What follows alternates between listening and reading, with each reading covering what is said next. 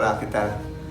Vamos a hablar hoy acerca de un tema muy importante que es la libertad cristiana. ¿Qué nos dice la Biblia acerca de la libertad? Porque hay múltiples pasajes en los cuales podemos encontrar este tema. Quizás uno de los más importantes o de los más recordados por todos es el capítulo 8 del Evangelio según San Juan, el versículo 32. Jesús dijo: y conocerán la verdad y la verdad los hará libres. Ahora, Jesús prometió libertad a todos aquellos que conozcan la verdad, pero hoy hablemos acerca de ese tipo de libertad. ¿Cuál es la clase de libertad que Jesús promete a sus seguidores? Porque hay mucha confusión en este tema y en algunas ocasiones se piensa que Él nos hace libres para que nosotros podamos hacer nuestra voluntad. Pero la Biblia tiene mucho que decirnos acerca de este tema. Los mismos hombres que recibieron por primera vez este mensaje de parte de Jesucristo tuvieron dudas con respecto a esta libertad que se les prometía, pues ellos eran judíos y se consideraban libres. Incluso se le llegó a preguntar a Jesús: somos hijos y linaje de Abraham y nunca hemos sido esclavos de nadie, entonces ¿cómo tú nos prometes libertad? Este es un tema que tiene que ver con el conocimiento de lo que significa ser libres. Como tal, podemos decir que la libertad es relativa. La Biblia nos dice que si nosotros servimos a Dios, entonces ya no podemos servir a nadie más. Y que si nosotros no servimos a Dios, entonces nosotros estamos sirviendo a algo o a alguien más.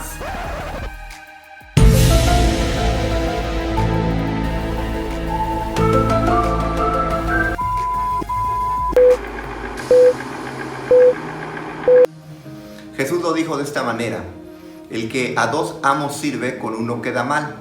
No existe como tal el ser independiente o el ser libre para tomar mis propias decisiones, porque solamente tengo dos opciones: o estoy sirviéndolo a Él para vida y para justicia, o estoy sirviendo a otra cosa o a alguien más para muerte y para corrupción.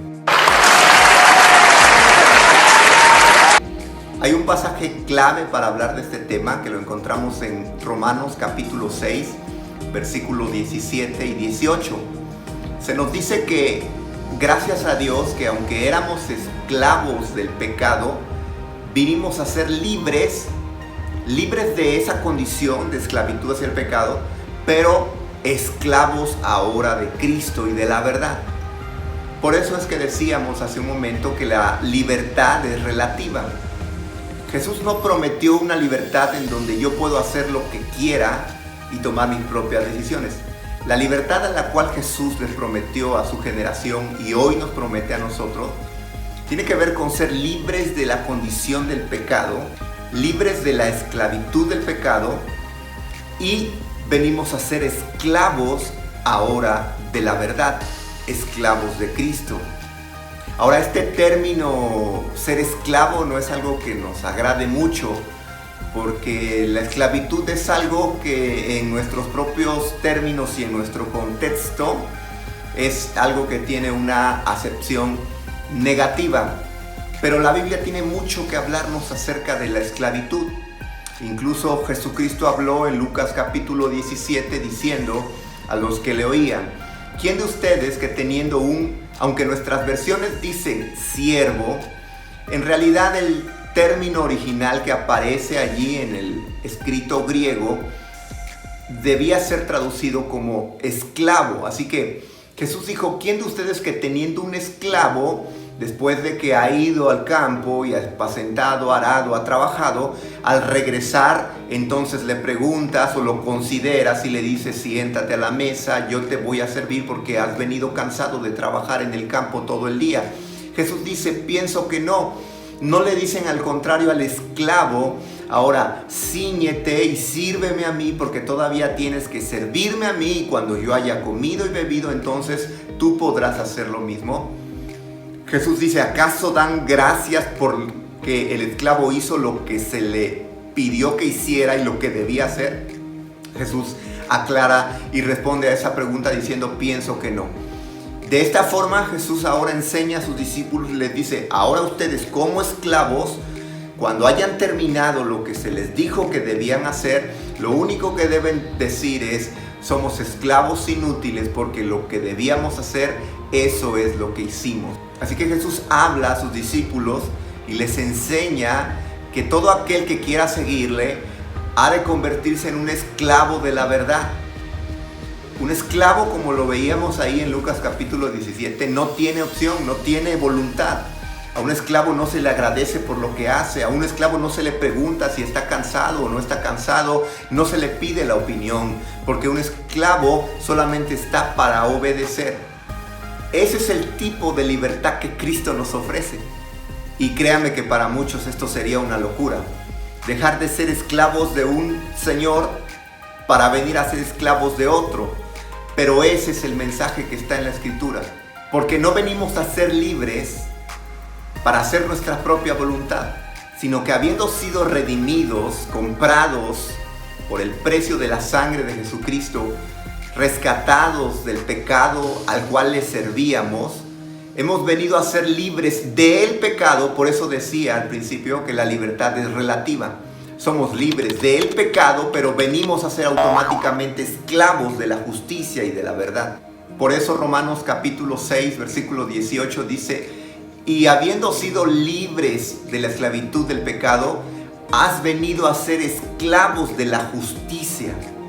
Todavía Pedro dice en su primera carta universal, en el capítulo 2, versículo 16, como libres, hablando de esta libertad relativa, dice: pero no como los que tienen la libertad como pretexto para hacer lo malo. Es decir, como quien se emancipa y pretende hacer su propia voluntad, sino dice que como quienes son esclavos de Dios. El término original, aunque nuestras versiones lo traducen como siervo, el término original es esclavo de Dios. Así que Pedro también confirma esta verdad. Dejamos de ser esclavos del pecado, somos libres del pecado, pero venimos a ser esclavos de la verdad, esclavos de Dios, esclavos de la justicia. También quiero decirle que todo esto de la esclavitud, aunque suene raro, es un tema que es multimensionado en la Escritura.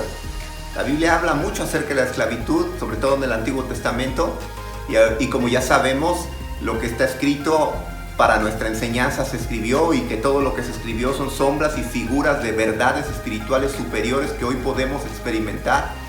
Así que aunque para el mundo la esclavitud sea una locura, todo aquel que ha venido a ser esclavo de Cristo en realidad es una bendición. Hay otro motivo también que se nos muestra en la Escritura de por qué debemos ser esclavos de Cristo y no tenemos opción. Porque así fuimos diseñados. Estamos diseñados para servirlo a Él y servir a la verdad. No tenemos opción. Por eso cualquier persona que se rebela en contra de su diseño y deja de servir a Cristo, a la justicia y a la verdad, por lo tanto terminará sirviendo al pecado, a la mentira y al engaño. Porque no existen puntos intermedios. La Biblia dice: ojalá fueras frío, ojalá fueras caliente, porque los tibios los vomitaré. Así que no hay opción. Si yo no estoy sirviéndolo a Él, entonces estoy sirviendo a la mentira, estoy sirviendo al pecado. Jesucristo dijo también: el que no es conmigo es contra mí, y el que no recoge conmigo entonces lo desparrama. Si alguna vez habíamos pensado que podíamos liberarnos y echar de nosotros el yugo, esto es imposible, porque o llevamos el yugo de Cristo o llevamos el yugo del pecado. Así que la pregunta que resta en este tiempo es: ¿a quién estoy sirviendo? ¿Quién es mi amo y quién es mi Señor? Porque hay un principio que nos enseña la palabra, que no se pueden servir a dos amos, porque amas a uno y aborreces al otro, quedas bien con uno y mal con el otro. No podemos servir a dos señores. Así que hoy, más que nunca, el título de Señor para Jesucristo toma más valor, porque es un título que es utilizado únicamente para aquellos que están en esclavitud. Es bueno estar en esclavitud, porque esa esclavitud en realidad es libertad. Por eso es que hoy iniciamos este tema diciendo que la libertad es relativa. Todo depende de a quién estoy sirviendo. Si estoy sirviendo al pecado, entonces soy libre de Cristo, pero siervo del pecado. Y si estoy sirviendo a Cristo, entonces soy libre del pecado, pero esclavo de Jesucristo.